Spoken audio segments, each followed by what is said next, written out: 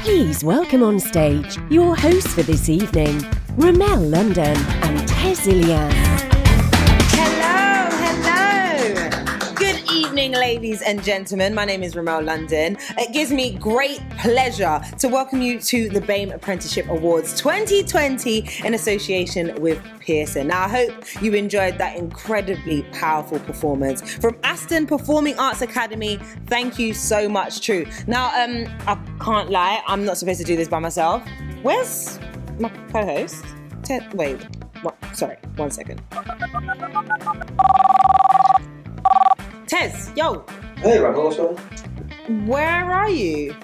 Yeah, no, I'm online. I'm ready. You're supposed to be here for the show? What? Is it not from home? Yeah. Bro, we're in a studio. Like, I'm dressed up. I've got a dress on, shoes, everything. Where are you? You need to be here now. All right, give me a second. No, get here now, please. Oh, wow. I'm here. No, this ain't gonna work. I love your t-shirt, but you can't wear this. You're so tall. Hello. Outfit change, please. Fine, okay, hang on. Okay. This will work. Better? This will work. Better? I like this. Hello, everyone. I'm Tez Ilias, comedian. I play 8 in Man Like Morbeen. And yeah, delighted to be here. Awesome. I'm also I'm not a comedian. I'm a presenter. I'm really happy to be here celebrating this incredible evening with you guys. Honestly, tonight is all about recognizing and celebrating apprenticeships, and in particular, highlighting the talent and diversity within our society through the achievements of Bame Apprentices, their employers, and the learning providers that support them. The event has been organized by Think Fest Events in partnership with Pearson. Steve's lot. Our sponsors include Mindful Education, Pathway Group, NCFE, ICQ Awarding Body, Kaplan Financial, JTL Training, Severn Trent Water, the British Army, Amazing Apprenticeships, NOCN Group, and the Association of Employers and Learning Providers, AELP. And yes, I also haven't heard of most of those. I was going to say, do you want some water? But I don't know who. What's Kaplan Financial? I'm sure you're doing good stuff. Thank you for your support. They're really important people. Thank you. So the awards are supported by a number of key partners as well. These include Bootcamp Media, FE Week, World Skills UK, CBI, and the Bame Apprenticeship Alliance. Thank you to all our sponsors and supporters. You are the foundations of the event. However, the bricks and mortar are the apprentices that are going above and beyond in their work to achieve great things. So wherever you are this evening, I want you to stand up and stand proud for everything you have achieved. Woo! Well done. Big up you guys, innit? We're so proud of you. But the awards have received over 300 nominations this year from all different sectors, ranging from micro businesses to multinational organizations. Woo! This year has seen the most apprenticeships shortlisted for the awards, with over 100 individuals named as finalists. You guys are killing it, like literally. Although there can only be one winner, you all achieved over and above. So please, can we have a huge virtual? I don't know how virtual is it. Is it actually? I think we clap in it, and then hopefully they're clapping at home, even though we can't see them. That makes sense. A huge virtual round of applause for all of our finalists yes. tonight. If you're watching this, clap. Please, if you're watching it with an apprentice, clap in their face. That's our imaginary apprentice right there. Ramel, let's not forget all the employers that are tuned in this evening. Keeping our economy alive, creating jobs, and providing apprenticeship opportunities not only to young people leaving school, but also upskilling their existing staff through on-the-job training. I'm not going to lie, that sounds like I'm a Tory minister there. But thank you. Whether you're a national, multinational, or independent SME, we recognise your contribution and thank you for your support in apprenticeships. Yeah, we really appreciate that. However, none of this is possible without the support of learning providers who work with employers to deliver the training to get their staff through their qualifications. So please, let's have another one. I mean, my hands are red raw right now, so apologise for making you go ham on the last one, but we've got one more virtual round of applause for every organisation out there supporting apprenticeships. Woo! Big up McDonald's, innit? We might need some cream in a bit. Oh my God. It's gonna get dry. But don't forget to join the conversation on social media using the hashtag BameAppAwards. And remember to keep sharing pictures of where you are watching us tonight. Like, you know, what are you wearing? Because I got dressed up. He kind of got dressed I up. kind of got dressed up, but listen, take pictures of us as well, innit? On your screen. Yes, Tag us that'd at be good. Tezilias at... Oh, at Ramel_London. Yes, thank you. But Tag of us as well. course, And followers.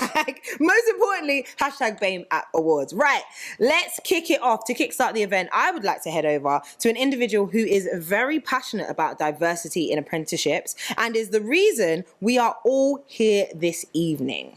Oh, I think I know who you're talking about. Do you? Yeah, let's head over to Cindy Rampasord, Vice President of BTEC and Apprenticeships at Pearson. Cindy. Hello everybody, I'm Cindy Rampasord, SVP at Pearson, where I'm responsible for the business unit that leads on technical and vocational education. So that is supporting learners who are on programmes that include BTEC, apprenticeships, T-levels and broad-based, skills-based education. We support probably 1 million learners a year, age range from 14 all the way through well into adulthood, across the UK, but also in a number of countries around the world. At the heart of what we do, it's about providing access to education to help people make progress in their lives. And so I'm delighted to be here today to be supporting and sponsoring the Bame Apprenticeship Awards. Aw, thank you so much, Cindy, and thank you to Pearson for supporting this evening's event. Now, remember, we want to see you all at home watching, so make sure you take plenty of photos. Get my good side. What's Do your you good side? have a bad side? Yeah, this side. Oh, this is my good side. Okay, this good. is worked out. Thanks, guys. We're in the right position, Oh, they've basically. smashed this.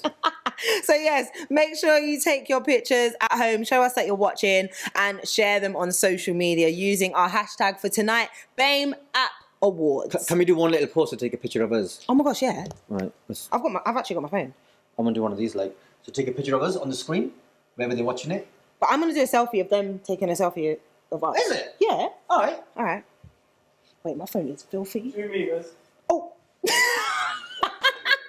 I want to be closer to you. Get Hang on, back. you put your arm out, and then so we make sure we meet apart. Yeah.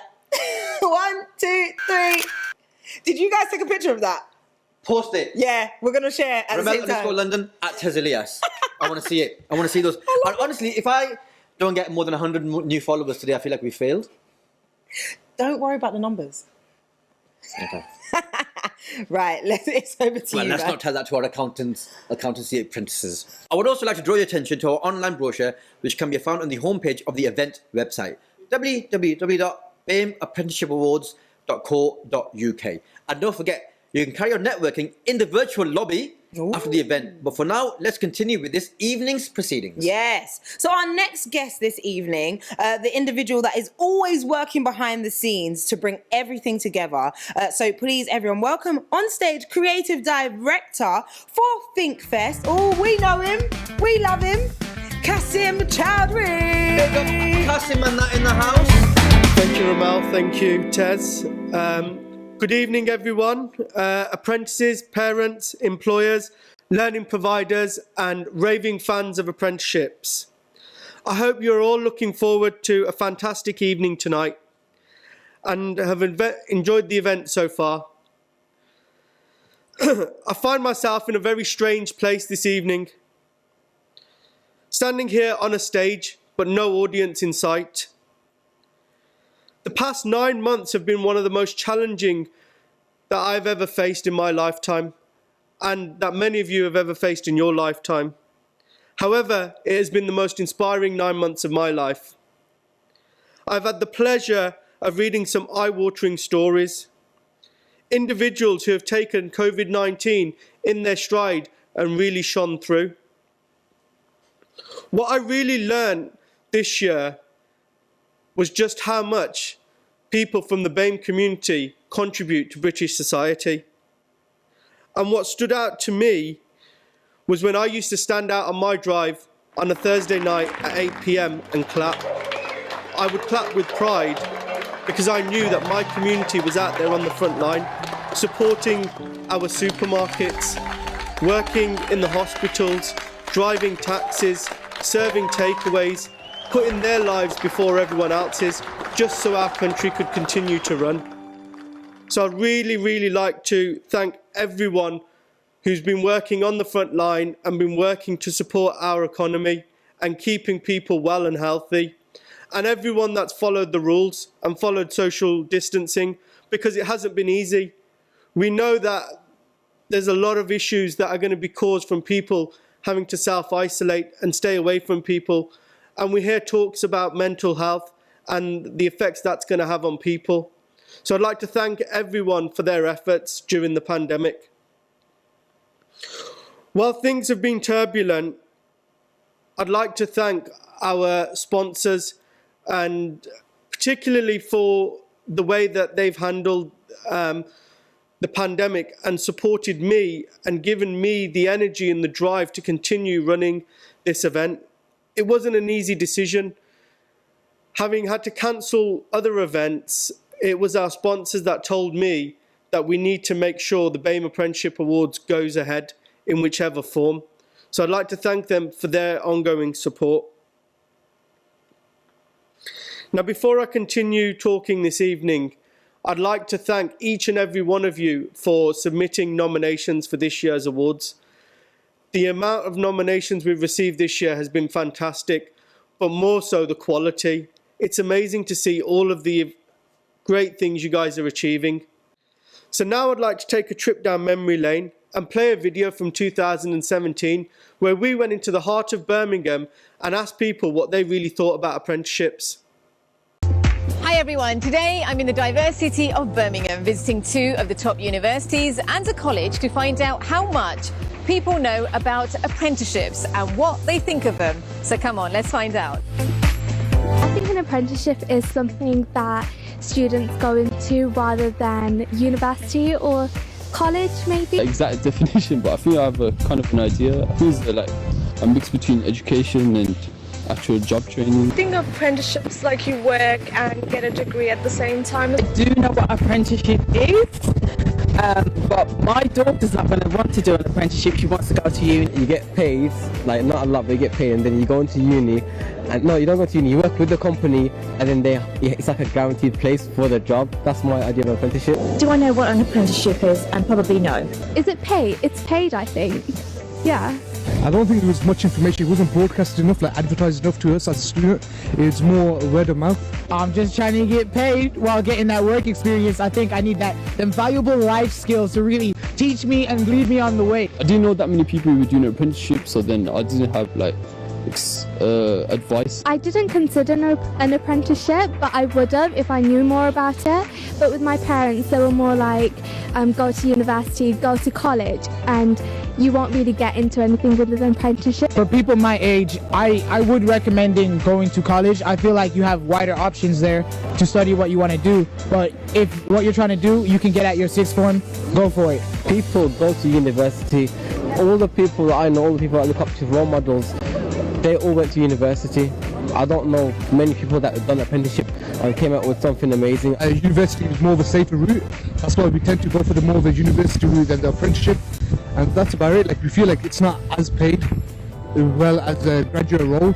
Us Asians, we seem to think that for some reason university is the actual answer. But I personally, right now, these days, I think the kids that go and do apprenticeship are more successful than actually going to universities. I know people who are actually driving taxis with degrees. I've actually just found out that there's apprenticeships for law, which I didn't actually know. So I can pass that information on to my daughter. And then we've got both sides of it, apprenticeship or going to university. So what have I found out? Would they opt for the traditional route of going to university or take up an apprenticeship? Well, we have found out for three fundamental reasons they may not take up an apprenticeship, and that being lack of role models, cultural practices, and ultimately there is just not enough information out there for people to make an informed decision. However, when I did give the pros of taking up an apprenticeship, building your CV, practical work skills, experience from experts, and no debt, well, there were a lot more takers. Well, as you can see from that video, the key issues were that there's not enough clear information about what apprenticeships have to offer. And it was interesting to see last month FE Week published an article stating that the proportion of Bame students 16 to 18-year-olds is falling and only made up 7.7% of starts in the first 3 quarters of 2019 to 2020. Now, to explore this further, I'd like to invite 2 individuals on stage to join me. Please welcome another Qasim Iqbal from RSM, and Jamila Simpson from White Hat. Thank you for joining us, guys. Thank you. So before we start off, I'd like to ask you individually a little bit about your apprenticeship journey and what took you to your apprenticeship and where you are now. So I'd like to start off with you, please, Jamila. So I'm Jamila. I did a level 3 digital marketing apprenticeship at Google. I was there for 15 months, and I initially wanted to do an apprenticeship because I've always been a practical learner. So I didn't want to go to university, spend all that time, 3 years, and end up in debt. I wanted to be in a workplace where I could learn and work simultaneously. So I decided to go for the apprenticeship route after finishing my A-levels. Came across White Hat and ended up working at Google for 15 months. Fantastic. And yourself, Qasim? Yeah, so I started 5 years ago at RSM in an apprenticeship for accounting. I was almost on my way to uni. In fact, the weekend before I was meant to start, I sort of cancelled my place because I thought, I know what I sort of want to do, but I just want to explore alternative avenues to get there. So like in the video, I didn't know much about apprenticeships and the benefits they offer. So I ended up taking a gap year to explore my options further and then opted in for an apprenticeship. So I've been doing that for 5 years now, and I'm slowly coming to a close. Okay, so I think the first thing I want to ask you guys is, what was the key issue that made you choose an apprenticeship over university? What was that one key factor for you as an individual? I think for me it was, I've got an older sister, she's 4 years older than me, and I went to her graduation the same year that I was finishing my A-levels, and I saw the uni life and the atmosphere and the culture, and I just thought, this really isn't for me. I'd rather be in a workplace and learn from individuals who have been working in the workplace for a long amount of time and learn from them as opposed to listening to a lecturer. Yeah. So I initially chose the apprenticeship route because I wanted to do something different, and I didn't want to follow the norm just because everybody else was going to university, I should go as well. Yeah. I wanted to stand out and do something that not everyone had previously considered before. Okay, fantastic. And you, Qasim? So I did an apprenticeship within accountancy, and the benefit there was I've come out with the same qualifications as someone who went to university and would start working alongside would do the same. So the end result is almost the equivalent. And I thought, why would I pay 9k a year for the same result? Also, I think because the sort of finance sector is a bit saturated, it is quite competitive. Coming out of university alongside everyone else, it's going to be a pretty tough sort of find to get a job. So I thought, with years of work experience behind me doing an apprenticeship, that might make me a bit more competitive to sort of in the workplace and in the job market, as opposed to if I was to come out of university and, like Jamila said, be like everyone else that has also graduated and got a degree. Yeah, fantastic. So why do you think young people from Bame backgrounds are not taking up apprenticeships? What do you think their barriers are to apprenticeships at the moment, or is it a mindset thing? What do you think it is? I think it's a couple of things. One is obviously the awareness of apprenticeships and the benefits of them. In school, I wasn't made aware of the apprenticeships much. I think it wasn't really highlighted to me the benefits. It's just this traditional view, university is everything, go to university and you'll do well. So challenge that sort of mindset was the first thing, I think. I think secondly as well, it might be a cultural thing. I know, for example, a lot of parents in my community see university in that traditional view and push their kids for that. So it's not just a lack of awareness, it's parents actively pushing their children to go on to universities because they think it's the best option for them. So I think it's a combination of those two things principally. Yeah, definitely. You took the words out of my mouth, but I would definitely say awareness is a big thing, because I during my apprenticeship, I did a lot of volunteering, where I'd go to schools and I'd share my journey of my apprenticeship and raise awareness about apprenticeships in general. And a lot of the students, when I'd finished my presentation or finished telling them about my story, they didn't really know the benefits of apprenticeships, and they didn't know that it was for industries that aren't just manufacturing or engineering or hairdressing or construction. So I think definitely raising the profile of apprenticeships is the first step, but also, like you said, challenging those perceptions so that students and parents and teachers know that apprenticeships have so many different values, because I think now a lot of people are stuck in the mindset of apprenticeships are just for students who couldn't get the grades to go to university. So I think if we challenge those viewpoints, then apprenticeships will be seen as more acceptable. So I think we understand what the main issue is in terms of, there's just not enough information out there. Apprenticeships aren't being promoted.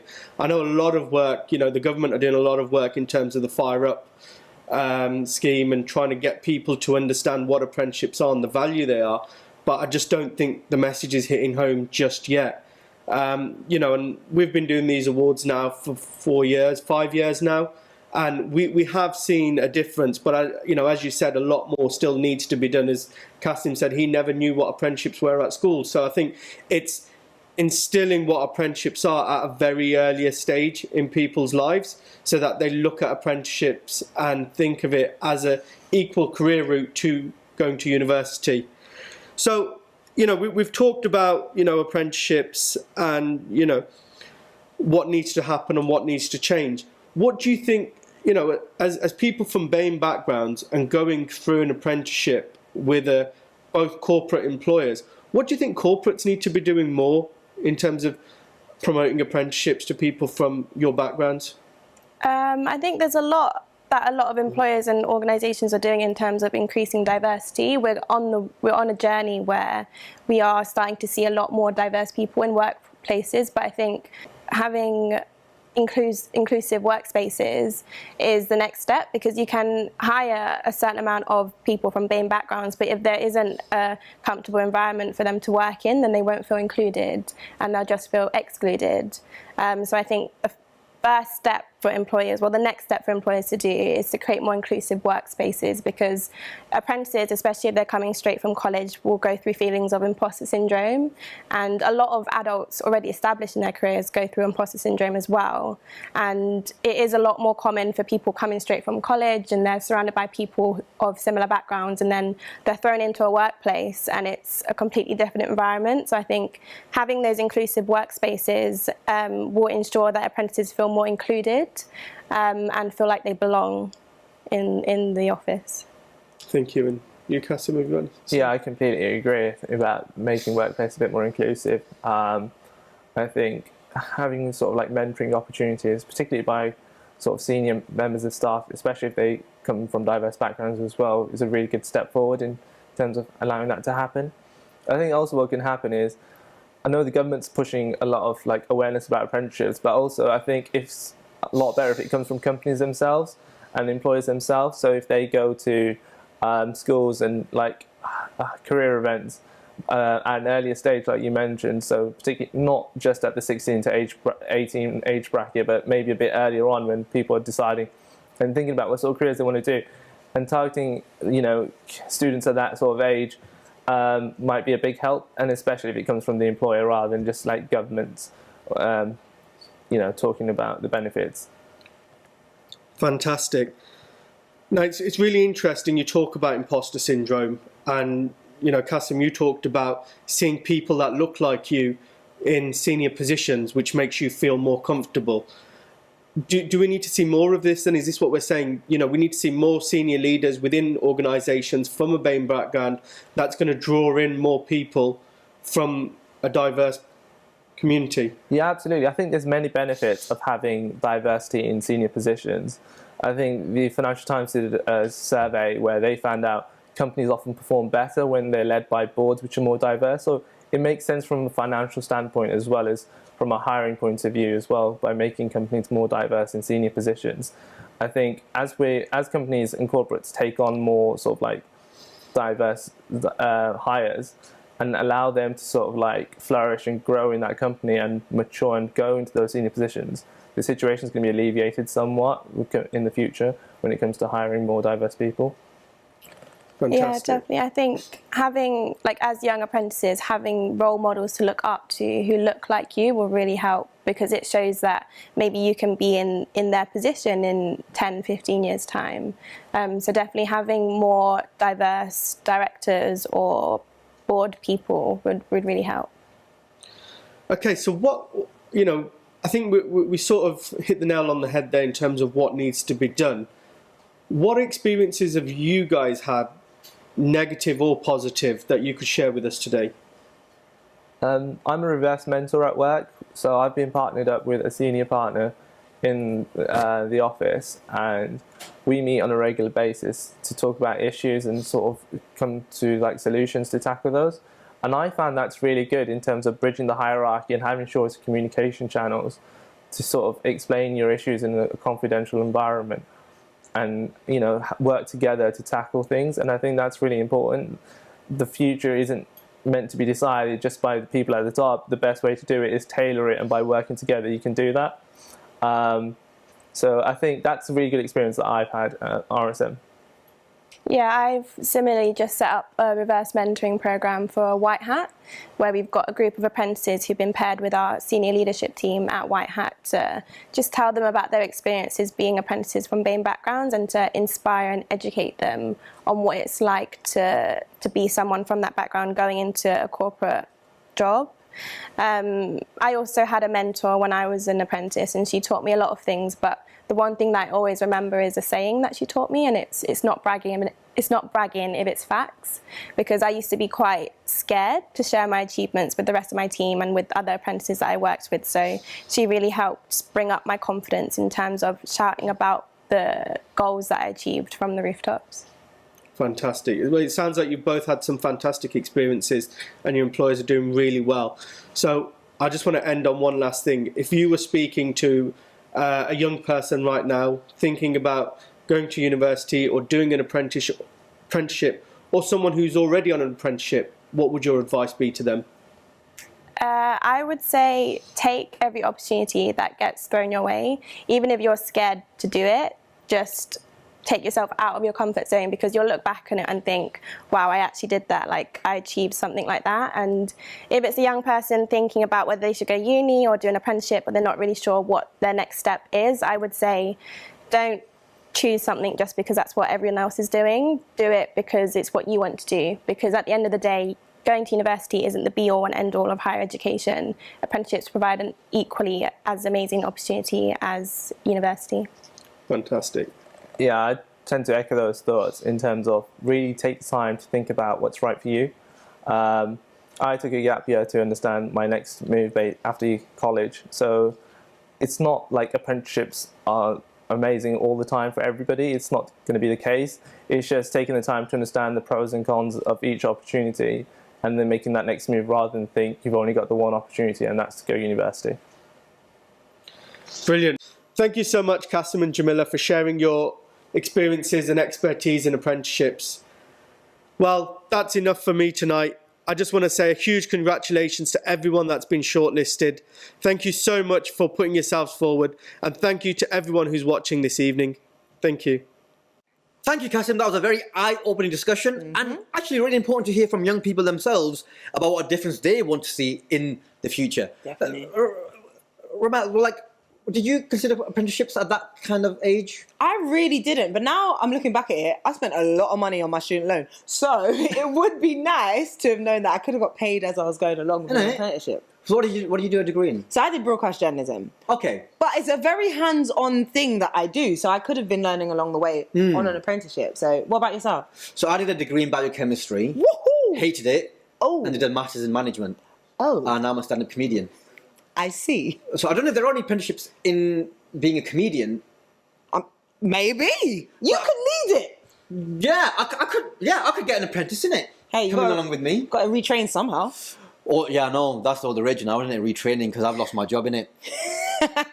But what would you do an apprenticeship in now? Say if you were doing one today, blank slate. Okay. I think I wouldn't mind doing something like psychology and counselling, and I'm sure I'm sure there's an apprenticeship for that, right? You just want to get in my head, innit? I do. I really love diagnosing people, and you seem like you got a lot going on in there, so I really want to figure that out. Too many problems. It's fine. What would you do? I would do an apprenticeship in stuff like social media or like content creation, so like digital content creation. You could have done this whole production. Yeah, then I could be the people behind the scenes and that. Yeah. What's your name, mate? No, and what's the guy next to you? What's your name? Simon. Neil? What's your name? It's good, that, wasn't it? That was good, that. He said it, didn't it? And so that was off the top of my head, that. So it was good, that, innit? We saw Tez. So, yeah. Well, yeah. Still, I think you should stick to your day job, Tez. I haven't got it at the moment, that's the problem. Okay, well, that's fine. I'm sorry. Well, we should probably move on. Yeah, let's do that. Now, I know you're all eager to find out who the winners of the awards are. However, let's hear what the judges had to say about this year's applicants.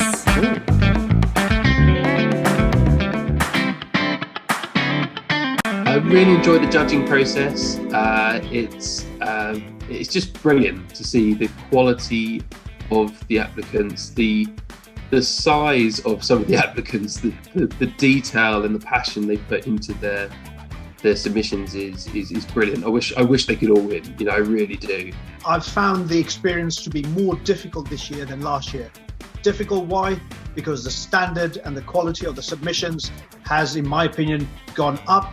So I was a first-time judge, and I think the overriding memory was the quality of the applications. There were some great stories in there. We've got some really great people. You get to know that individual. The entries have been such of a high quality, and you get to really understand the individual journeys that these apprentices have been on, and it is really humbling. I really hope that everybody who was shortlisted and even nominated feels extremely proud of their achievements because they've done so much. Apprenticeships are hugely important as a real alternative to the traditional routes of A-levels and going to university. Vocational qualifications give people and young people a chance to do something and learn in a different way. There are a number of reasons that I believe that apprenticeships are important. I think the most common one that people remember is the learner gets an opportunity to earn while they're learning. I think apprenticeships are fundamentally crucial to how the economy will rebuild, as an opportunity to explore new talent and the skills and qualities that individuals can bring to a business. Government and the opposition all agree that apprenticeships is the way forward for delivering what we need in the future, which is people with real skills, real experience, and it's obviously a fantastic thing for social mobility as well. If I think about the UK as a whole, it's recognised that apprenticeships are a mechanism by which we can bridge the current skills gap across many sectors. The trends we're seeing currently in the market, which sort of show where we're moving towards in the future of work, really shows that skills are going to be much more important than holding formal qualifications such as degrees or any other types of formal qualifications. So apprenticeships are really important because going forward it's going to be about the skills people have. Right now, apprenticeships is booming in industries which are in demand, so cybersecurity and digital. So I think it's a very important proposition that everybody needs to be aware of, young people, adults, and current people in work. An apprenticeship gives a new way for you as an employer to be innovative, to be adaptable, to really test your assumptions, but also to provide a opportunity for young diverse talent to get into your organisation. Apprenticeships offer opportunity. They offer a different way of learning. They offer an opportunity for you to be able to earn whilst you learn, and therefore you can have a career, you can have education, and you can have a personal life all at the same time. Quite simply, they improve life chances, gaining the skills that can lead to progression, promotions at work, wage increases, and increasing, importantly, social mobility. I think the Bame Apprenticeship Awards are hugely important because they highlight really successful people in promoting diversity and inclusion. It shows really unique and passionate young people who may have come from difficult backgrounds and really succeeded to do something and go really far. Bame learners often have additional barriers to learning and additional barriers on their learning journey. And I think for us, showcasing what those barriers are will help people to understand that and perhaps remove those barriers. We need to encourage more people from Bame and lower socioeconomic backgrounds to consider apprenticeships as a potential pathway to employment. And by highlighting Bame apprentices, we can start to reach out to those communities and show what can be achieved. Especially in this time and in this climate that we have, showcasing Bame achievements is significant. It's important for folks from Bame backgrounds to be able to see examples and role models of those who come before them that have overcome challenges and struggles to achieve great things. We've been supporting the Bame Apprenticeship Awards for about 3 years now. We absolutely love the event. We love what it stands for and what it delivers. It's a fantastic way to raise the profile of the Bame community and their work in apprenticeships. So it's a really important role it plays in the sector, and we're delighted to support it. Well, thank you so much to all of the judges for taking time out of their busy schedules, obviously in lockdown, to filter their way through all the applications. I'm sure it was a very, very challenging task. To find out more about our judging panel, please visit our website and read the digital brochure. That should be flying to you now. Okay, a list of all the finalists can also be found on the brochure as well. The awards will be presented in that order, so make sure you stay focused. We are not going to do this again. It's live, guys. Stay focused. Eyes on the prize. We've actually hacked. We've got an apprentice hacker who's hacked everyone's computers, so people who aren't paying attention are the people who are not going to win prizes. There you go. So the more focused you are, the more likely you are to win. Agreed. Is that a fact? I cannot verify nor deny it, so... We haven't got an apprentice fact checker. No. Well, we're here. Yeah. So now it's time for the first award of the night. Very exciting. The Finance and Legal and Professional Services category is sponsored by Mindful Education, who specialise in creating media-rich professional courses. Does that mean they're going to be rich? No? Yes. And it also provides apprenticeships in accounting, management, HR and law. Yeah, they're definitely going to be They've got a lot going on. Now let's head over to Managing Director of Mindful Education, Mark McKenna, who will be presenting this category's awards. Hi all, it's great to be joining you this evening. On behalf of everyone at Mindful Education, it's great to be sponsoring this year's Finance, Legal and Professional Services categories at this year's awards. Thank you, Mark, for your ongoing support for the awards and also for being a judge. Now, as you know, this category received the most amount of nominations in the competition and is said to have been the most competitive, making it very difficult for you and the other judges to choose a winner. So this year, the category was split in two: accounting and finance and legal and professional services. And the shortlisted apprentices for the accounting and finance category are...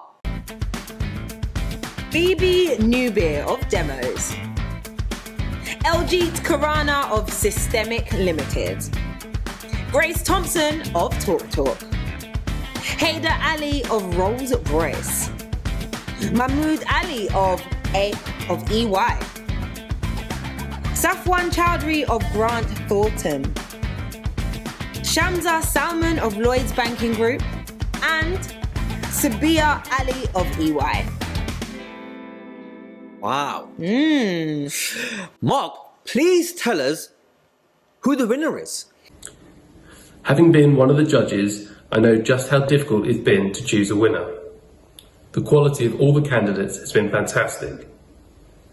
So, before I reveal the winner, I would like to announce that Eljeet Karana of System IQ Limited and Safwan Chowdhury of Grant Thornton have been recognised as highly commended in this category. Well done. Well done.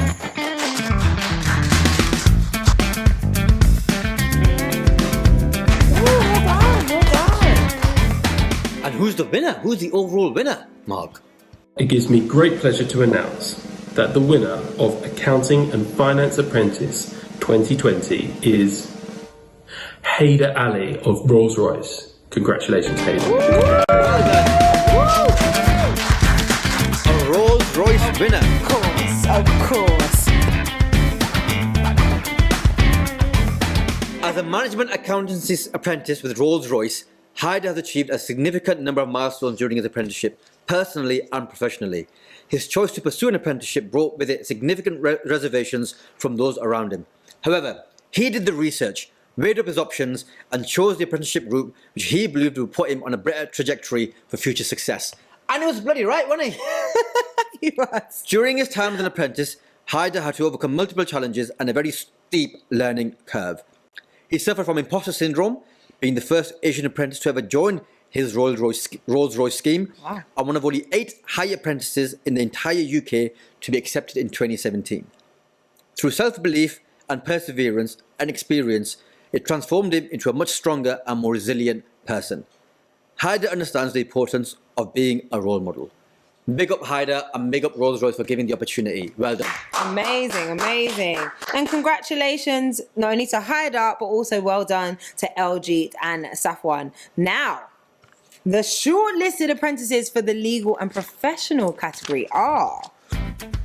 We got Amina Ahmed of PM Training, Anita Chong of Wolverhampton Council, Danielle Ario Francis of IBM, Haider Ali of Evershed Sutherland, Janan Rudder of McDonald, Kimi Kamani of Milton Keynes College, Mohammed Marali of Kennedy's Law LLP, Sana Kosa of EY, Tani Desi of Deloitte, and Zara Hussain of Birmingham and Solihull Mental Health Foundation Trust. Amazing. What a great category. Mark, please do tell us who the winner is. Again, this was another tough selection for the judges. There are therefore 2 apprentices that have been highly commended in this category, and they are Danielle Ario Francis of IBM and Sana Kausa of EY. Congratulations to you both. Whoa! Yes! Danielle and Sana! Big up! Yes!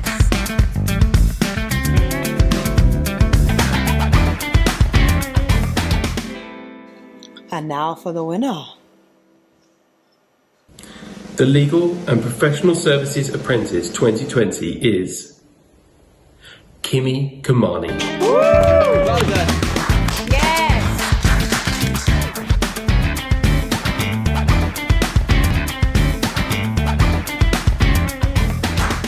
Decision to pursue a business admin apprenticeship at Milton Keynes College came as no surprise. She was driven by her work as a UN youth ambassador, amazing, which involved working with young people from around the world, focusing on educating younger generations on ways to help eradicate world hunger. What an amazing girl. This work reaffirmed her passion for working in the education sector. Kimi has identified the misconceptions, stigma, and myths around apprenticeships and made it her mission to change current perceptions of apprenticeships, looking into the current processes in place to promote apprenticeships and spot where improvements could be made. She always aims to go above and beyond in her apprentice role, and in the recent matrix assessment she completed, the assessor personally highlighted her role and the work she is doing as a strength to the college. Congratulations, Kimi. All from Milton Keynes College. I wouldn't have thought that, you know. They're doing well down the road. Honestly, big up one inspirational young lady. I hope I get invited to be interviewed by her. Now let's move on to the Employer Award. Okay. So the shortlisted employers are Demos, EY, KPMG, NatWest, Systemic, and Thrive Law. What an amazing category. Mark, please tell us who the winner is. A fantastic lineup of finalists there. Well done to all organisations. I'm pleased to announce that the Finance, Legal and Professional Services Employer Award 2020 goes to EY. Whoa! EY.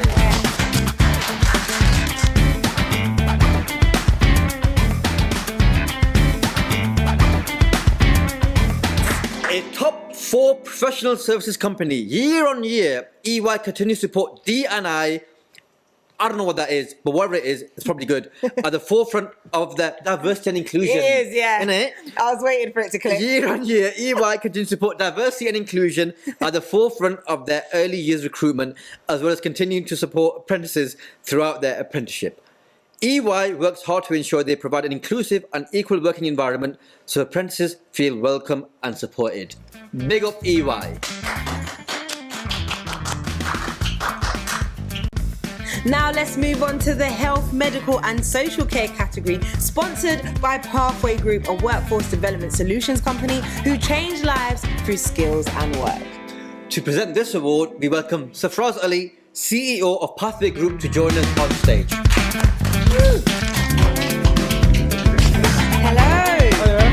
Thank you for joining us this evening, Saf. How are you feeling? My pleasure. Always looking forward to it. Good. Stunning. Thank you. I'm liking the suit as Thank well. you so yes.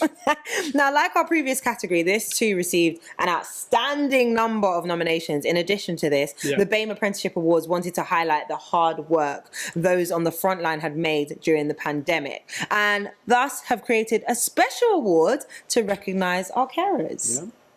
First, let's take a look at the finalist apprentices for health, medical and social care. These are Yvette Smith of Royal Marden Hospital, Luz Vega of St. John's International School, Nanawore Owusu Kadua of Dr. Reddy's Laboratories, Noah Groves of Stepping Stones Day Nursery, Oluchi Ogbonna of Liverpool CCG, Paul Carr of Walsall Council, Saif Ahmed of Rainbow's Day Nursery, Tasmin Ali of Surrey NHS, Twinkle Armisen of University Hospitals of Leicester NHS Trust, and Wafa Sahalia of Kingston NHS Trust. Now, Saf, this is all over to you now. Please, can you open the envelope and tell us who the winner is? Okay, the health, medical and social care apprentices that have been highly commended are Oluchi Ogbonna of Liverpool CCG, Tasmin Ali of Surrey and Borders NHS Foundation Trust. Woo! Well done.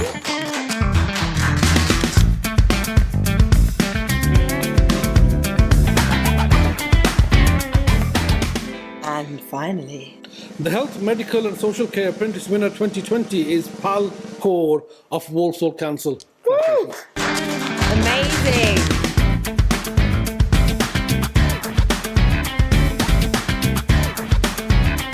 Now, Pal is a fantastic example of it's never too late to upskill. Having worked in social care for over 20 years, she still wanted to pursue her dream to be a fully qualified social worker. She faced a number of barriers and setbacks on her journey to securing a place on the degree apprenticeship, but she didn't give up and she had it her way, basically. Pal also engages positively with her peers and educators, as well as demonstrating the ability to cope under pressure and adapt to change. The judges felt that Pal had clearly gone above and beyond in her apprenticeship as a contributing citizen. Her outstanding contributions at work have included deputising for managers and taking on additional responsibilities, acting as a positive role model and ambassador for apprenticeships, while engaging with young people from disadvantaged backgrounds. She has demonstrated innovation by the design of a bespoke training course to help those in need and support others. Now, for the Carers Awards, the shortlisted apprentices are Aderonke Saluwu of PJ Care, Bongani Naiti of WCS Care of Castlebrook Care Home, Chipo Paranyatwa of Mitchell's Care Homes, David Ibokwe of PJ Care, Isma Akhtar of Midland Care, Olajumoke Aderie of Surrey NHS, Raquel Valentine of Salent NHS Trust, I'm getting through this, and Regimal Manoj of Hampshire Hospital NHS Foundation Trust. What an amazing list of people. So, Sam, please can you open your other envelope and tell us who the winner is? Okay. The apprentice carers highly commended are Raquel Valentine of Solent NHS Trust and Adrenoko Salaku of PJK. Woo, well done, ladies.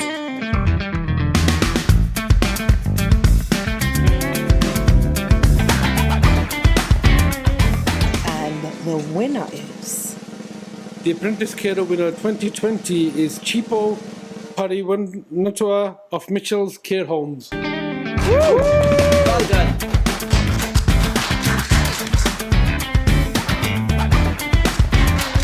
So, congratulations, Chippo. Chippo is a fantastic example of someone who has overcome extremely challenging life experiences and is an excellent example of what hard work combined with tenacity can accomplish. Her passion has led to her taking on additional responsibilities at work as a shift leader. She has had an exemplary work ethic and uses her knowledge and experience to empower her colleagues in achieving their apprenticeship results. She has contributed immensely outside of her role, including but not limited to working as a volunteer, human rights activist, and serving as a board member for several organizations aimed at supporting disadvantaged communities. She has a clear vision for the future, is evidently a very good aspiring role model that wishes to continue to promote apprenticeships, inclusivity, and equality. Well done. Well done to all of the incredible nominees. You've done an amazing job. Now, for the shortlisted employees, I have another list for you, Saf. Okay. So the shortlisted employees are City of Hackney GP Confederation, Gloucestershire Hospitals NHS Foundation Trust, Great Ormond Street Hospital, PJ Care Limited, Sadwell and West Birmingham NHS Trust, South Warwickshire NHS Foundation Trust.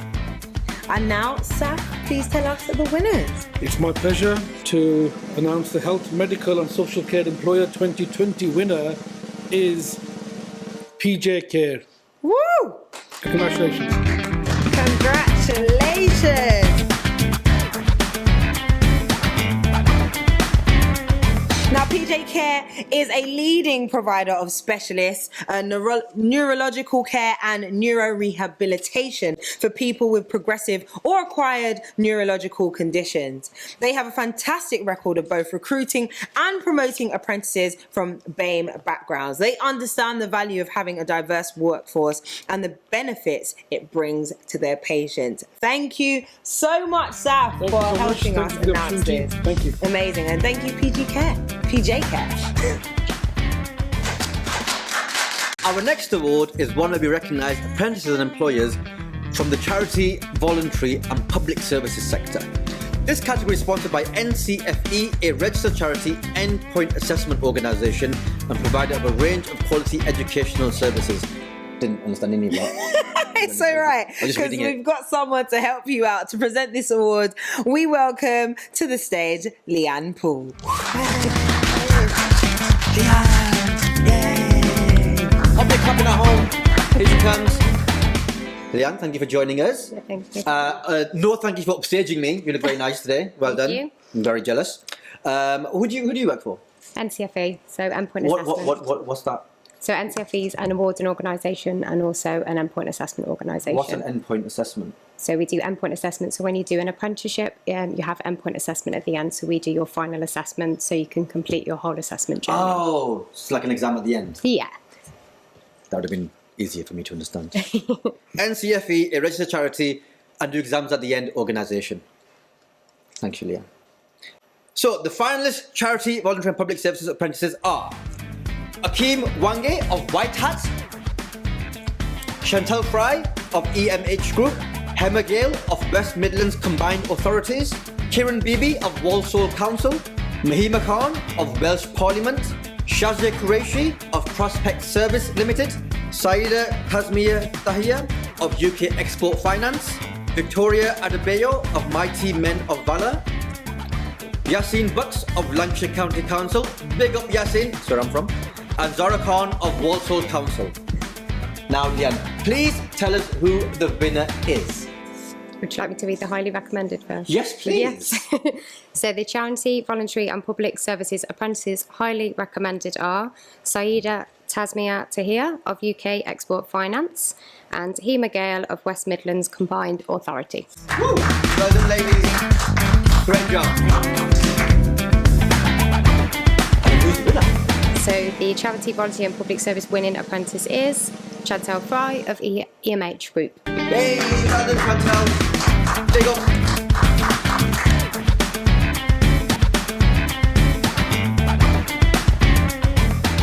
Chantal is another example of how apprenticeships can deliver no matter what stage of life you are in. Having faced a number of barriers in her early life and becoming a young mum, she found it difficult to choose the right path. Despite the barriers and further inertia that her age would be a further barrier, Chantal persevered and was successful in her apprenticeship. As well as developing her skills and bringing up a family, it is highly creditable that Chantal afforded time to volunteer for the organisations, charity events, meetings and building a bond with clients and their families. A selfless individual who goes out of their way to support others and make a meaningful difference to everyone they work with. Big up Chantal. What an amazing woman. Now for the Employer Award.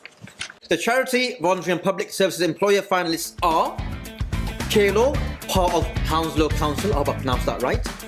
Greenhouse Sports, HMRC, sorry, where does that noise come from? Mighty Men of Valor, I really want to know what they do. RAF, I know what they do. And Wolverhampton Council. Lian, please tell us who the winner is. And the winner is HMRC.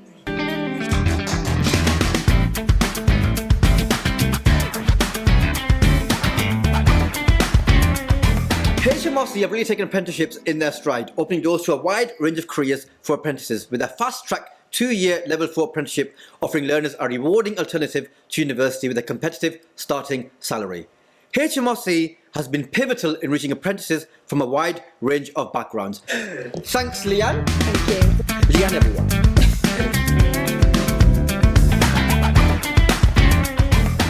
Right, got that out of my system. Thanks, Lian. Now, we're halfway through. We are. So we want you to still be in touch with us. Hashtag Bame App Awards on your socials. Make sure you're taking pictures. Did you wear suits? Did you wear dresses? Well, I hope so. You wore a dress. I wore a dress. I wore a shirt though. Yeah. So I hope nice. you guys did. And please share, please post. And stay focused. Stay focused. Just because you've won, Chantal, right, doesn't mean you can go off and do something else now. Stay focused. Support the rest of the awards. Yes, please do. Right, the Retail, Hospitality and Tourism category is sponsored by ICQ, an awarding organisation who were the first to offer providers and employers a fully integrated delivery solution, including a funding management and e-portfolio system, as well as qualifications. ICQ now supports the delivery of apprenticeship standards, providing a system to manage ILRs, apprentice progress, off-the-job hours, as well as EPAs. We now head over to Sue Cowden from ICQ, who will be presenting this category award. Welcome, Sue. Hello, I'm Sue Cowden from ICQ. We're an awarding organisation and an endpoint assessment organisation. The retail, hospitality and tourism sector have been really badly hit during the pandemic year. And this has caused many challenges and problems for employers and apprentices right around the country. It's therefore fantastic to see so many apprentices have continued with their programme and completed their apprenticeship right through to their endpoint assessment. Here at ICQ, we've had the benefit of our iLearner portal. This has enabled our apprentices to log in remotely and receive remote delivery to ensure they've received the correct training and assessment to enable them to complete their apprenticeship. Amazing. All right, now let's see who the shortlisted apprentices are. The Retail, Hospitality and Tourism finalist apprentices are Christine Valdez of the British Army, Hadi Jadama of the Savoy, Lisa Williams of the Royal Navy, Mariana Pete of Benchmark, Mohammed Ash of Hyatt Regency London, Natasha Smith of Compass Group, Ogona Okonisa of Net-a-Porter, Rajani Scudamore of University of Buckinghamshire, Selvin Amorogam of Dorset Square Hotel, and Zoheb Ahmed of Travis Perkins. All worthy nominees, I am sure. Yes. Sue, please, dear Sue, tell us who the winner is. What a fantastic shortlist of candidates we have. So before I announce the winner, I'd like to congratulate Natasha Smith from Compass Group and Mariana Pete from Benchmark. Both of these apprentices are highly commended in this category. Well done, Mariana and Natasha, big up. Yes.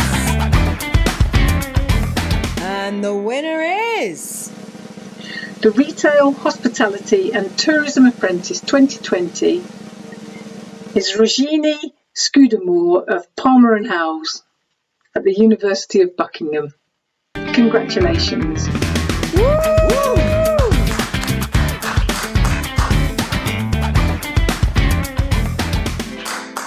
Ragini Scudamore. Now, a theme amongst many of this year's winners is that age has not been a barrier to them learning. And Ragini is another fine example that apprenticeships offer lifelong learning, no matter what barriers they have faced in the past.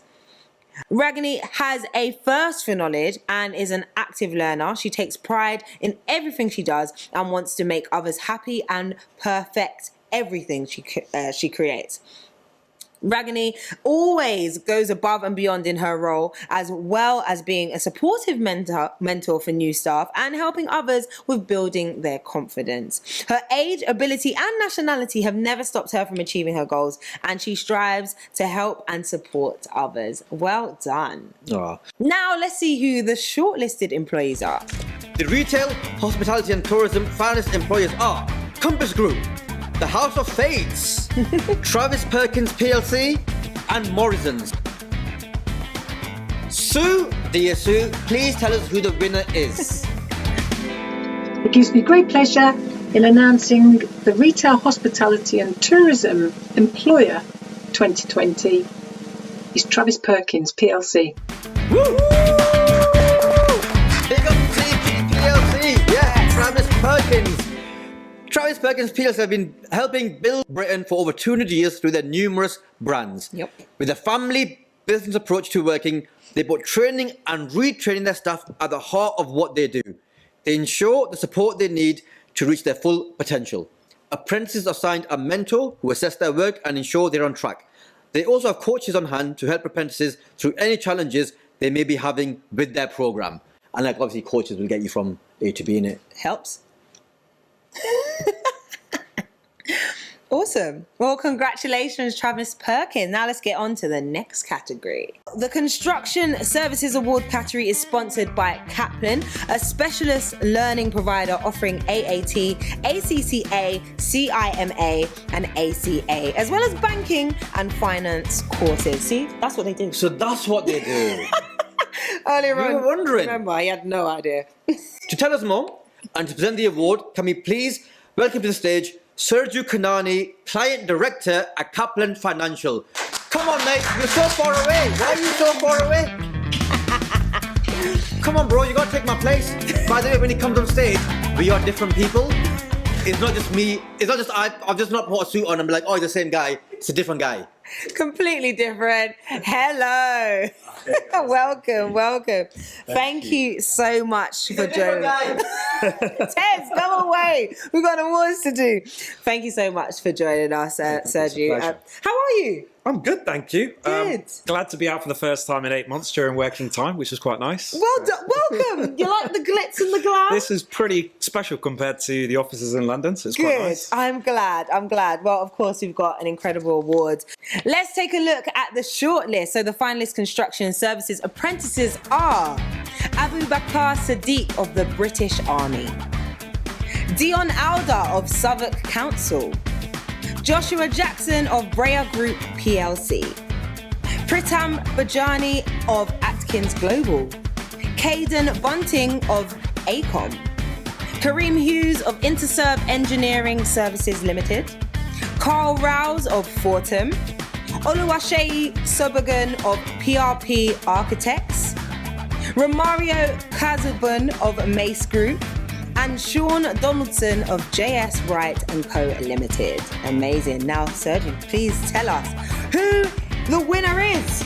Oh, fantastic. So I've got the pleasure of announcing firstly those that won the award for being highly commended for their services this year. So we've got Dion Adler of Southwark Council and Pritam Bajani of Atkins Global. So congratulations, guys, and well done.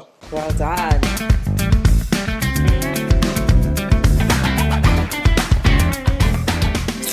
And the winner, I am pleased to announce, is Romario Casaban of the Mace Group. Amazing.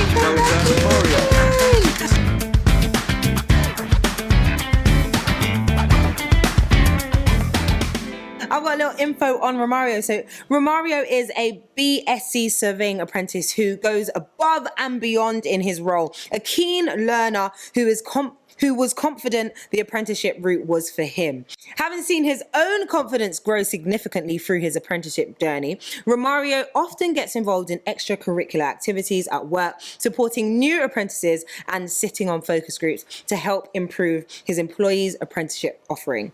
Through his work, Romario had the opportunity to join a roundtable discussion with Gillian Keegan, the Minister for Apprenticeships, and was vocal on points in relation to support for young people from Bame backgrounds, and also questions what more can be done to support them to get into apprenticeship. So thank you so much, Romario, for all your work. Right, let's check out the shortlisted employers. So the construction services employers finalists are Brea Group, JS Wright & Co, K10 Apprenticeships, Keltbray. Oh, and that is it. Sergio, please, can you tell us who is the winner? So the construction services employer winner is JS Wright & Co. Woo! Woo! Fantastic, guys. Well done, well done.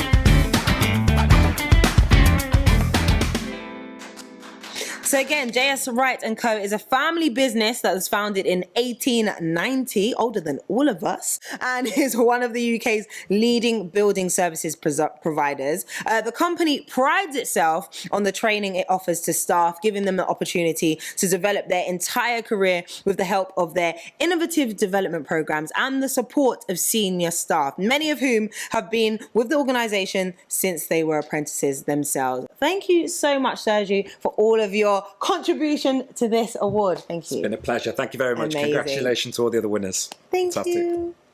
And now we move on to the next award category for the night, engineering and manufacturing. The sponsor for the category is JTL, one of the largest work-based learning providers in England and Wales. To present this award category, we have John Graham, Chief Exec at JTL, on the line. Ooh. Hey, John. Hi everyone, I'm actually delighted to be able to join you this evening, albeit virtually. It's not quite the same as being in the room with everyone, but it's such an important event. We're absolutely delighted to be here this evening to be able to promote and support it. Indeed, JTL have been proud sponsors of this event for the last 4 years, and we're delighted to be able to support this evening, as I said, and we always look forward to this event every year. Thank you, John. Now let's see who the shortlisted apprentices are for this category.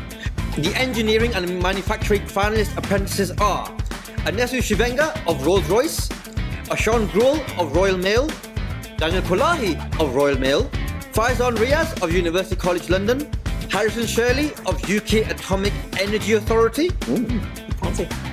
Kale Shoka of Devon County Council, Mohammed Ghaffar of United Utilities, Natalie Asimangjian of GlaxoSmithKline, Raisa Matador of Jaguar Land Rover, and Serena Varia of Severn Trent Water.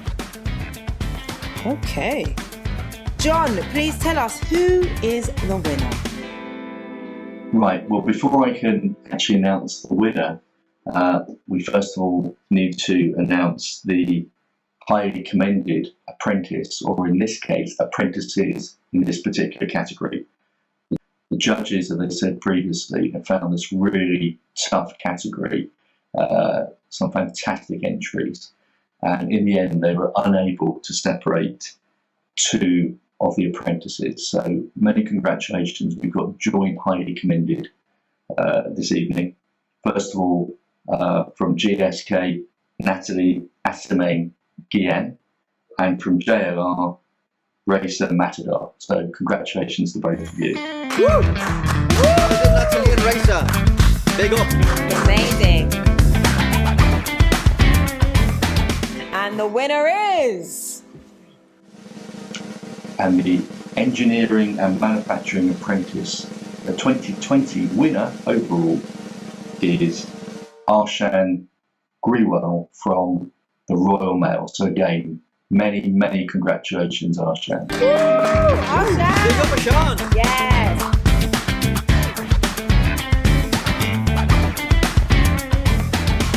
Arshan has been an exemplary apprentice, showing excellent progression from BTEC level 2 and 3 in engineering maintenance to level 4 in engineering manufacturing. While facing a number of barriers along his journey, he has continued to strive for excellence, proving he is a team player and achieving a Duke of Edinburgh Gold Award. I got the bronze. Is it? I didn't even enter. That's as far as I got. Never entered. As a qualified mental health first aider, Arshan is always looking out for his fellow colleagues. If it's not support with their apprenticeship, then it's their general well-being, which is beautiful.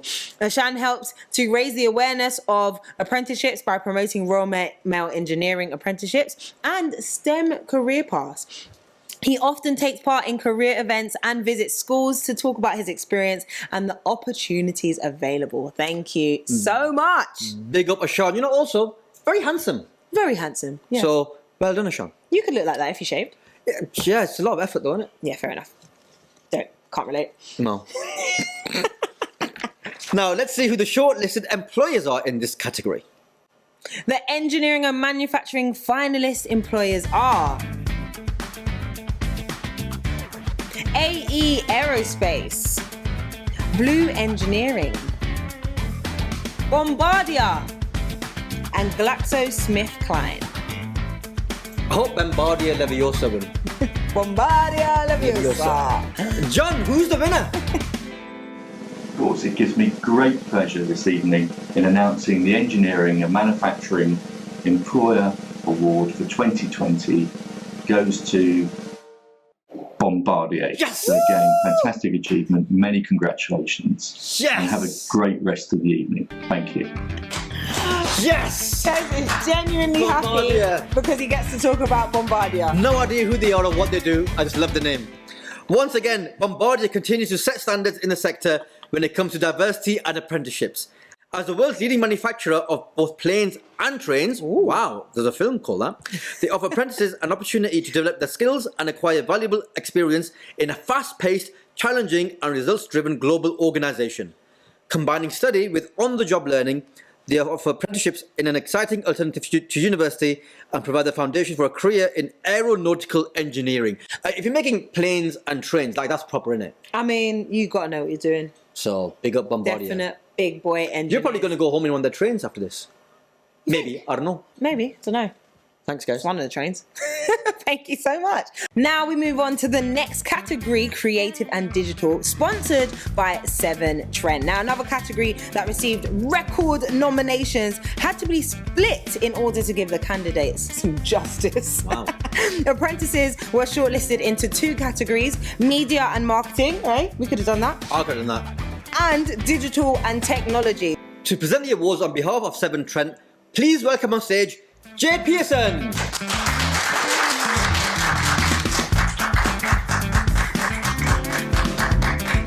Jade, thank you for joining us this evening. Thank you for having me. Are you in relation to Pearson, who are sponsoring the event? I'm not, no. I wish I was. I'd make a lot of money. Okay, well, we'll sort something out after this then. The digital and technology apprentice finalists are Anne-Marie Tetley of Accenture, Delani Salvanathan of BBC, Gabriella Roberts of NCC Group, Hamad Shah of Swiss Recycling and Recovery, Isra Javed of PwC, Jason Moti of Auto Trader, Jaspreet Panesar of Severn Trent, no biases, Lauren Ali of PwC, Mohammed Mia of IBM, Tara Suran of IBM, and Tasmia Niazi of Lloyds Banking Group. Jade, please tell us who the winner is. Hey, drum roll please. So, highly commended of the Digital and Technology Apprentices are our very own Jaspreet Panesar of Severn Trent and Tasmia Niazi of Lloyds Banking Group. Woo!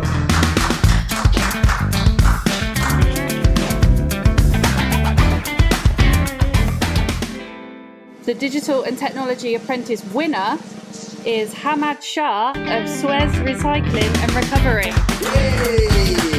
Well done, Hamad. Hamad is a fine example of someone who doesn't give up. An individual who has been shortlisted for the award previously, he has year on year improved to achieve his goals. Like many of our finalists, Hamad went against all advice and chose to do an apprenticeship over going to university. Hamad has not only excelled in his apprenticeship, but has proven to be a team player, assisting team members on completing projects and also supporting other apprentices with their apprenticeship work. Having seen the true value of apprenticeships, Hamad is an active advocate for apprenticeships, spreading the positive message across his community and online. What a worthy winner. Amazing. Well done, Hamad. Now to the next one. Now for the media and marketing category, the finalist apprentices are Jaya Dodla Bame of The Telegraph, Kalika Boston of Thrive Law, Lily May Hussain of White Hat, Mason Smith of CU Social, Minail Hassan of Vodafone Group, Umesh Padaruth of HMRC. Can I just say I love these names? Prisha Bhatia of Google, Shakina Yuhana of Dance Exchange, and Sophia Mumtaz of Google. Jade, please tell us who the winner is in this category. Wow, well, what a lineup. So the highly commended of the Media and Marketing Apprentices are Jaya Dodla Bema of The Telegraph and Prisha Bhatia of Google. Woo. Well done, ladies.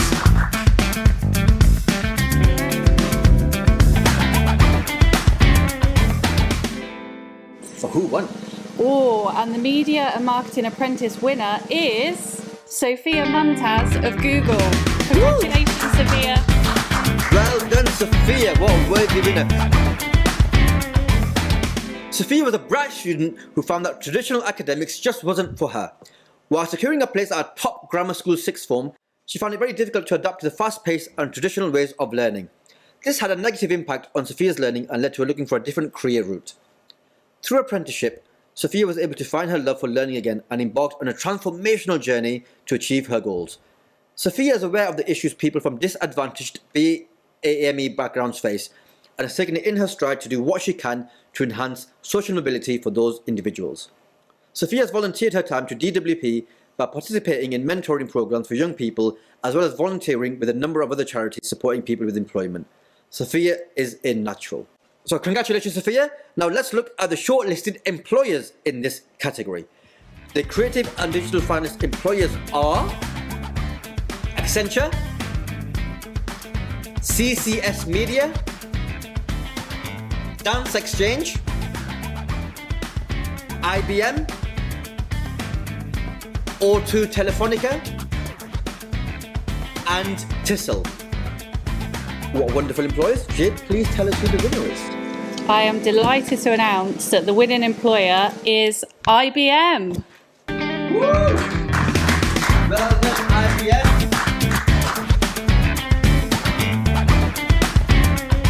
Apprenticeships at IBM are all about picking up skills for the workplace and embarking on a long and successful career. They put professional development at the heart of everything they do to ensure apprentices remain full-time employees. IBM gives apprentices full exposure to set them up for a lifelong career within the organisation. In addition to the day job, they provide plenty of opportunities to get involved in social activities and volunteering with other apprentices, students and graduates. Once again, well done, idea. Cool. Thank you so much, Jade. Thank you. Enjoy the rest of your night. Thank you. Bye-bye. Now, for the last of the industry category awards, the Transport and Logistics Award, sponsored by the British Army. To present this award category on behalf of the Army, we have Lieutenant General Tyrone Urch, CBE, on the line. So thank you very much indeed for inviting me. It's a great honour and a privilege to present these amazing Bame Apprenticeship Awards. As Commander Home Command and the Standing Joint Commander for the United Kingdom, I'm really chuffed for two reasons. Firstly, that the British Army is the largest employer provider of apprenticeships in the country, and we were recently awarded the top apprenticeship employer. This really is the backbone of how we do our business in the British Army. And secondly, we couldn't do what we do without the amazing contribution from our United Kingdom and Commonwealth Bame officers and soldiers, currently numbering about 13,000 actually in the British Army and representing about 16% of inflow into the Army. And on the recent COVID operations, Operation Rescript in support of the government, we saw some fantastic examples. For example, the transportation of PPE, the logistic challenges of mobile testing, and planning and construction of Nightingales. So in terms of the Transport and Logistics Awards, I am very grateful for this opportunity. Thanks, Lieutenant General. Now let's see who the shortlisted apprentices are for this category. Right. The Transport and Logistics shortlisted apprentices are Alex Crossley of the RAF, Amelia Williamson of Transport for London, Hiba Aboslow of ARUP, Kazim Jones of the British Army, Lovepreet Singh of the British Army, Mustafa Khan of Royal Mail Group, Paige Thomas of Transport for London, and Sean Bogle of HS2. All right. Thank you. And Lieutenant General, please tell us, who is the winner in this category? Before I do that, okay. The judges have highly commended two people, and they are Sean Bogle of HS2, well done, and Paige Thomas of Transport for London. Yeah. Doing it for the ladies.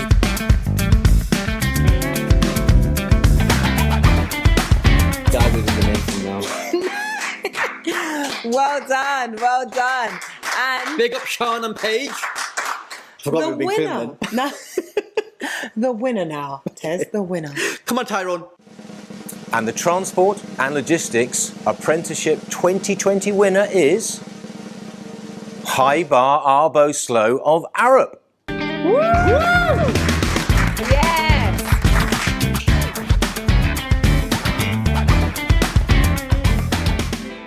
The judges were fascinated with Hiba's story. A bright young girl who escaped war-torn Syria came to the UK with a dream of studying architecture at university. However, all was to change due to the challenges she faced getting into university. Hiba did not let this stop her from achieving her goals and decided to go back to college and get the qualifications she needed. Hiba has not only had to battle with language, cultural and environmental battles, but also her own internal battle to succeed in life.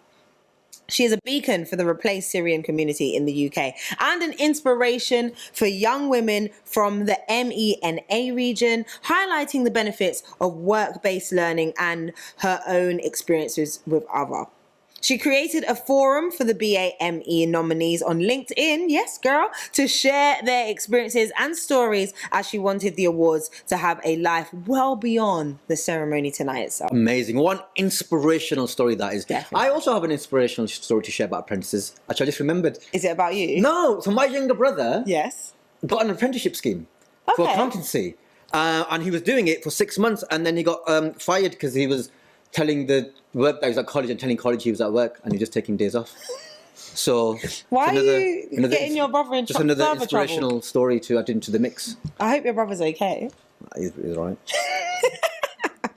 Well, so let's look at the employer finalists. Yes, please. And maybe the people who sacked my brother are on here, I don't know. The Transport and Logistics employer finalists are Parcel Force Worldwide, Royal Mail, the Royal Logistics Corp, and Transport for London.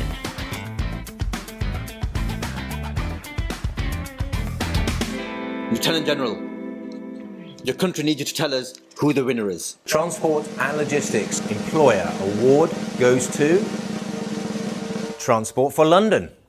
Congratulations, well done. Of course, Transport for London wins the transport category. TFL. Transport for London have shown how they have changed the way young people perceive traditional apprenticeships by priding themselves on work-life balance and the opportunity to excel. They also give their apprenticeships very rewarding employer benefit packages, which can really help engage those from disadvantaged backgrounds. And I will say they are better at getting their trains on time. Getting there. Yeah? Yeah, you live in London more than I do, so. Yeah, they're getting there. Okay. I'll appreciate what they're doing. Thank you. Cheers, guys. Now we have come to the end of the industry-specific awards. However, we have a special category which highlights apprentices that the judges feel all go above and beyond within their role and wanted to ensure they all receive special recognition. To present this award, I would like to welcome on stage Olga Bottomley, head judge for the Bame Apprenticeship Awards 2020 in partnership with Pearson. Woo! Well done. Thank you for joining us. Thank you. I love that jacket. Thank you. Where's it from? This is a Joe Brown jacket. You don't know? No, I don't know I don't know why I asked, because unless you said like Debenhams, I would have been like, oh yeah, I know Debenhams, but I'm not really. John Lewis. John Lewis. Oh, hello. Keep it British. Hello. Thank you for joining us. How's your day been? Day's been very well, thank you. Very busy. Excellent. And who do you work for? I have my own company called Straightforward Solutions, but I have been in the apprenticeship industry for nearly 30 years and support a number of organisations, national, small charitable organisations. I'm also a trustee of a youth charity, and I'm currently an Ofsted inspector for the apprenticeship arena. Oh, wow. A lot going on, a lot of hats to wear. Lots of hats to wear. So what difference have you seen in the entire time that you've been in the apprenticeship game? What difference have you seen between back when you first started getting into this and now? What I've seen is apprenticeships being a real career choice for young people. And instead of going to university, looking and starting their career, using the apprenticeships as the vehicle to learn skills, to develop their behaviours, and to actually develop a professional career. And it's become a real choice. And I think what I've seen over the last few years is that apprenticeships, there's no age, there's no background discrimination. It's inclusive now, and everybody is using apprenticeships to upskill, develop their career, retrain, and really bring industry skills at the forefront, of our economy. Okay. Well, I can see like a real uptake and an explosion in an uptake of apprenticeships, given what we are probably going to go through the next couple of years with the impact of COVID-19. So hopefully apprenticeships will be a real viable career choice for, well, it sounds like it already is. It is. It will be in the future as well. Yeah, but I think it's got a lot of credibility now. And, it's a real option. We need to train our existing workforce. We need to train our young people. We need to bring new digital skills into our economy. That's all I'm saying. This is at the forefront as where we are now with COVID-19. Everything is moving digital.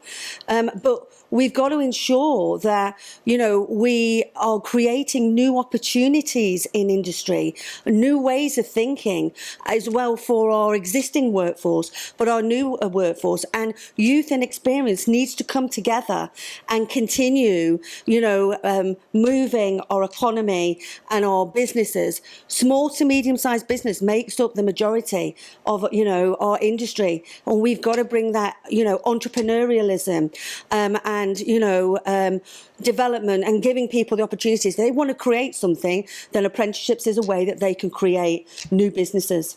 Amazing. Thank you so much for joining us, and thank you for being the head judge for this year's awards. It is my pleasure. Okay, so the Judges' Choice Apprentice finalists are Amrita Tar of BT, Anna Akitoye of Guy's and St Thomas's Hospital, Fred Lawrence of JP Morgan, Hafsa Ali of Morrison's, Jessica Summersgill of CCS Media Limited, Michael Law of HMRC, Summer Rafiq of Coca-Cola European Partners, Stephen Patrick of Deloitte, Tia Harding of JP Morgan, and Zara Chowdhury again of HMRC.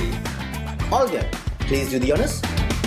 Judges' Choice Apprenticeships that are highly recommended are Fred Lawrence of JP Morgan and Hasti Ali of Morrison's. Well done, Fred and Hafsa. Congratulations.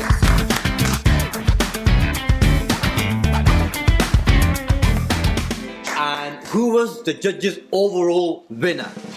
The Judges' Choice overall winner for the Bame Apprenticeship Awards 2020 is Samia Rafia of Coca-Cola European Partners. Woo! Go Samia Rafiq.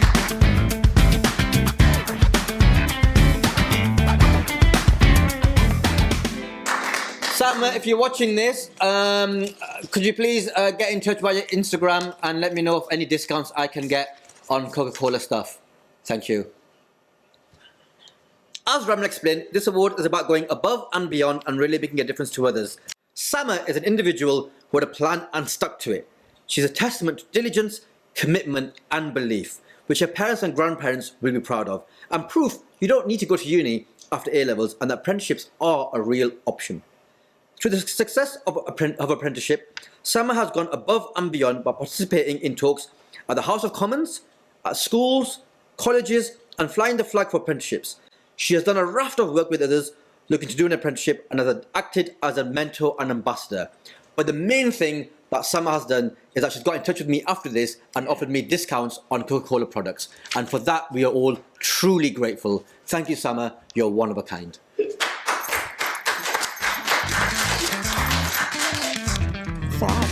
I think we say goodbye to you now. Thank you, Olga, so much for joining us. Olga, everyone. Thank you. Thank you.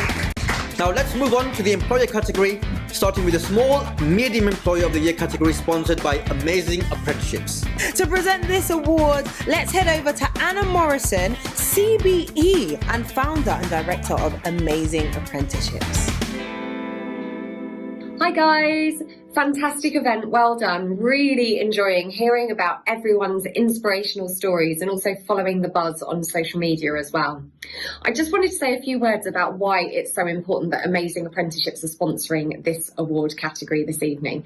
First of all, we're a small business ourselves, so there's 10 of us at Amazing Apprenticeships, hopefully achieving really significant changes for apprenticeships in how they're perceived.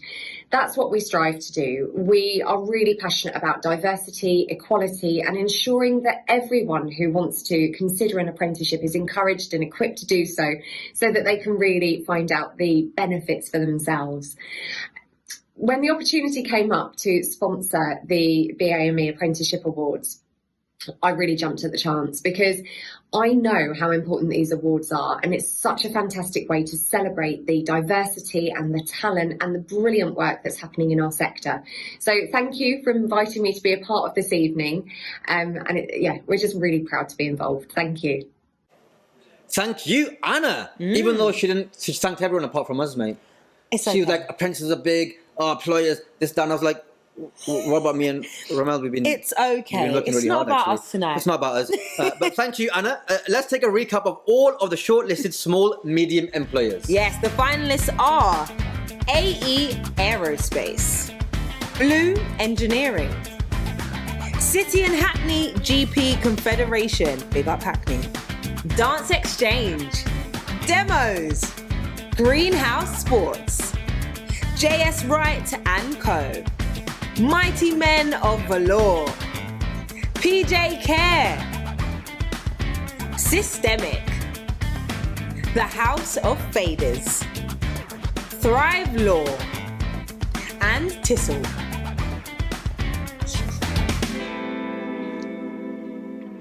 Thank you. Yeah, you're welcome. I really want to know what that Mighty Men of Valor is. Like what? And Dance Exchange. He was dancing if you missed it. Like, how many apprentices what are the apprentices doing? Are they dancing or are they like behind the scenes? Perhaps. Like, we need an apprentice, we need a B-boy apprentice this year. Yeah. Sick. I love it. I want to audition for that. We better find out who won then. Anna, please tell us who the winner is. Isn't it great to see such a variety of small employers shortlisted for this award? And it just goes to show that just how much small businesses contribute to apprenticeships. So now I'm going to announce the winner. And I'm very proud to announce that the winning Small Medium Employer of the Year 2020 is Thrive Law. Congratulations. Well done to everyone who was nominated, of course, but Thrive Law, the winner, is an innovative law firm that specialises in employment law and HR services, recognised for their commitment to diversity and inclusion and social mobility. Led by founder and MD Jodie Hill, Thrive Law exemplifies just how small employers can benefit from apprenticeships and having a diverse workforce. Wonderful, wonderful. Big up Thrive, keep thriving. Yes. Huh? Yeah, Thrive. exactly. I love it. Right, now moving on to the big boys. It's the Large Employer of the Year Award sponsored by NOCN, a market-leading national awarding organisation and government-approved endpoint assessment organisation that has been creating opportunities for 30 years. What you're not seeing at home is all the squabbles that are happening in the studio behind the scenes. Is so much fun. It's making my evening, to be honest. That's live TV, baby. It's so funny, but you can't hear any of it because like the videos are playing and then they're having like they're shouting at each other, and like we're just here on stage going, "Wow, these two really need to get a room." But now we're back and fully professional. Yeah. And they've all calmed down. To present the award on behalf of NOCN, we are joined by Louise Allen. Thank you both. It is a pleasure to be representing NOCN this evening and supporting such an important cause in our sector. NOCN has been supporting the awards for a number of years and is one that our MD Graham looks forward to every year.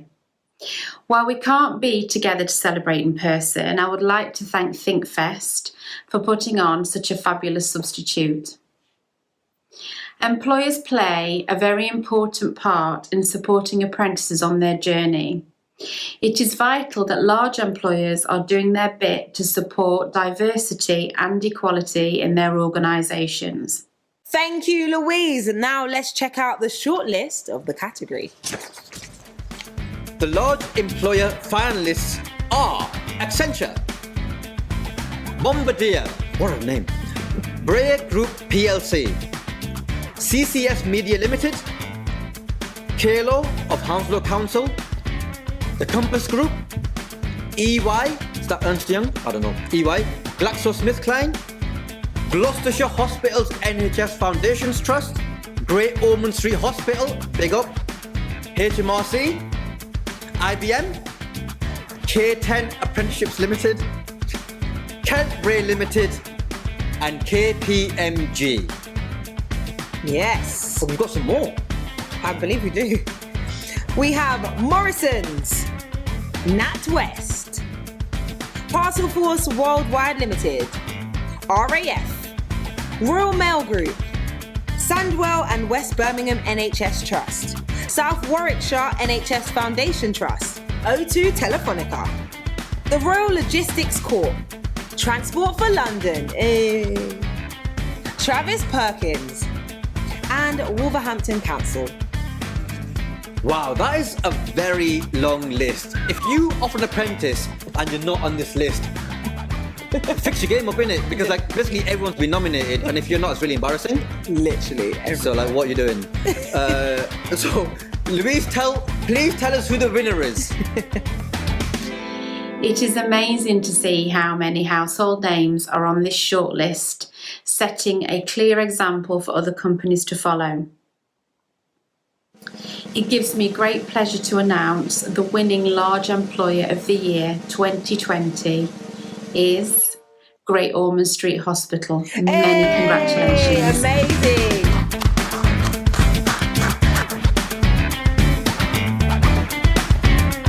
Of course, a a globally recognized children's hospital, Great Ormond Street, has so much to offer those looking to take up a career with the NHS. Apprenticeships are not just limited to nursing and care, but have apprentices undertaking work as administrators, healthcare support workers, and laboratory assistants on their ward. Okay, they're going in. Theatres, in the labs, in HR, and their staff nursery. Apprentices are undertaking various apprenticeship programs, including business administration, healthcare support worker, and healthcare science assistants. So well done. What a worthy winner. Definitely. Another round of applause. Another round. Hope you're clapping at home too. Amazing. Now, the Learning Provider of the Year category. It's sponsored by the Association of Employers and Learning Providers, AELP. And to present this award, we have their MD, Jane Hickey. Good evening, Jane. How are you finding tonight's event? Hi guys, yes, thank you. I'm having a fantastic time. This is always a great event, and trying to move from Edgbaston to everything online, I'm sure has been a challenge, but you've done an amazing job, so congratulations to the team. It's also really good to see so many good people recognised here this evening. ALP has been a sponsor in this category for the past couple of years, and we are proud to continue to do so. So without further ado, I'll hand over to you so that you can announce the shortlist. Thanks, Jane. Now let's check out the shortlist for the category. The learning provider finalists are Aston University, Gordon Franks Training, JTL, London South Bank University, Michael John Training School, Skills Training UK, the JGA Group, White Hat, Umbrella Training. Ooh. Jane, can you please tell us who the winning learning provider is? What a fantastic shortlist, and great to see such a variety of different learning providers in the category. But as we all know, there can only be one winner. However, in this instance, the judges want to recognise the work of two providers in particular for the work that they have done during this pandemic and the way in which they have gone above and beyond. The first is Umbrella Training for the great work that they have done, especially given that they operate in the hospitality sector, which has been one of the hardest hit sectors during this pandemic. And the second is to White Hat for the amazing work that they do with Bame Apprentices, giving them opportunities to work within large corporations. So recognition to both of you for the amazing work that you have done. Well done, guys. Useful in the rain, both those things. We know there can only be one winner, and it is with great pleasure that I announce this year's Learning Provider of the Year, which is the JGA Group. Congratulations. Woo!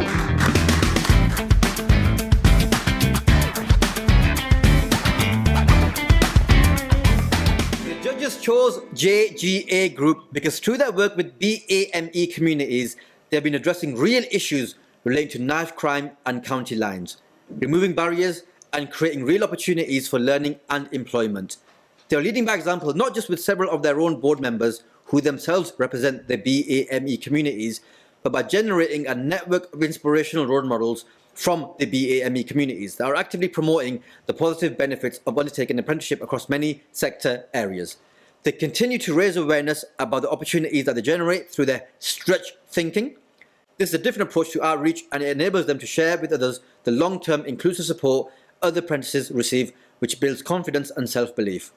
Real change and real impact that is being made within and by the BAME communities. Yes. Big up JGA Developing Futures. Thank you. Tez, I cannot believe we are coming to a close and the end of the awards. Oh my God, it's gone so fast. I know. But that means, ladies and gentlemen, it's time to announce the Apprentice of the Year. How exciting. The Apprentice of the Year is an individual chosen from one of the category winners. And to present this award, we have a very special guest. Go on. Sloan Alan Sugar. No. Wrong show. The Apprentice though. Wrong show. So, this is the awards. Right. Okay. That's actually what it says. And to present this award, we have, it's Cindy Rampasod back on the line. I hope she doesn't fire me. She won't. Cindy, how you doing? Hello again. It has been wonderful to see all of the entrants and to sit through and see the winners receive their awards. You guys have been amazing hosts, and actually it's been fantastic to see you pull this event off online given the current COVID environment. The quality of the entries, as I said before, has been of such a high standard. I know the judges haven't had an easy job, and I'd like to reiterate and say a further thank you to them, but also to you, Kasim, again, for all of your hard work and effort and energy in this. Yes, I'm really looking forward to announcing the big award. Well, first of all, thank you for our shout out, Cindy. Appreciate it. But also, thank you so much for the kind words you said. Now, before we ask you to announce the winner, let's recap and see the category winners. So we had Sean Gruel of Royal Mail, Chantal Fry of EMH Group, Shipo Perinyatawa of Mitchell's Care Homes, Haider Ali of Rolls Royce, Hamal Shah of Swiss Recycling and Recovery, Hiba Abaslo of Arup, Kimi Kimani of Milton Keynes College, Palco of Walsall Council, Rajini Scudamore of University of Buckingham, Romario Casaban of Mace Group, Sama Rafiq of Coca-Cola European Partners, and Sophia Mumtaz of Google. Woo. Woo. This is a big one. Champions League now. Yeah, literally. Cindy, please, can you tell us who the winner is? It gives me great pleasure to announce the 2020 Bame Apprentice of the Year. And it is Kimi Kimani. Kimi, huge congratulations, and so well deserved. I'm so delighted for you. The judges said while all the candidates were exceptional, this award had to go to Kimi for her sheer commitment to the cause. Kimi has gone above and beyond to build a fantastic platform and network where she can shout about apprenticeships, and we wish her all the best in doing so. Well done, Kimi. Well done to all of the finalists, and congratulations to all of the winners. Personally, I think if you've been nominated, you're a winner, innit? Definitely. So big up everyone nominated, and big up all the employers also nominated, and the learning providers as well. Yes. A huge thank you to our sponsors, supporters and guests. And that brings us to the end of the night. Woo. It's time for me to go now, but I would just like to say a huge congratulations to everyone this evening again. It has really opened my eyes to the value of apprenticeships, and since Rishi is telling us those of us in the yachts to retrain again, I did that quiz in it online, and it told me I could become a head chef. Is it? I actually learned how to boil an egg when I was 30. Chef Tez, ladies and gentlemen. Don't do that. Just be a comedian. Yeah, I think so. Bury it. Definitely. But honestly, you're a great host as well. You're a fantastic host as well. You can add that to your CV. We should do this again. We should. Hey. No, but honestly, it's been amazing hosting this. And on behalf of everyone here at the BAME Apprenticeship Awards 2020 in partnership with Pearson, we would like to thank you for your time this evening.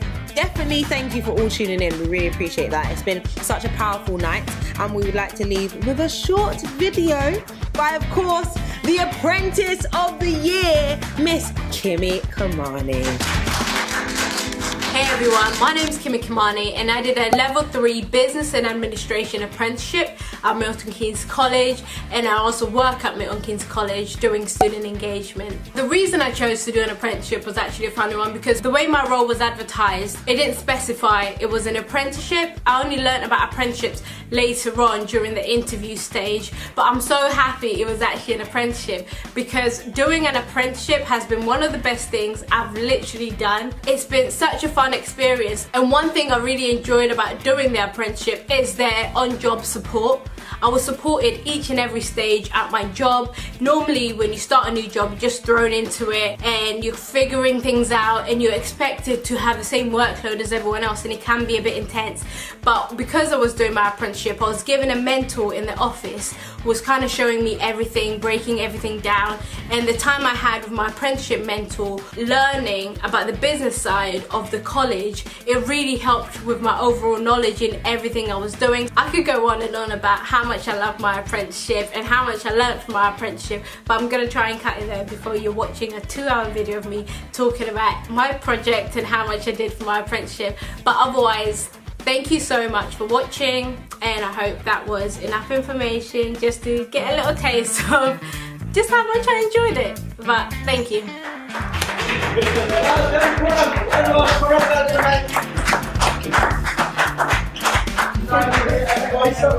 And everyone else. I'm getting to that. Come on.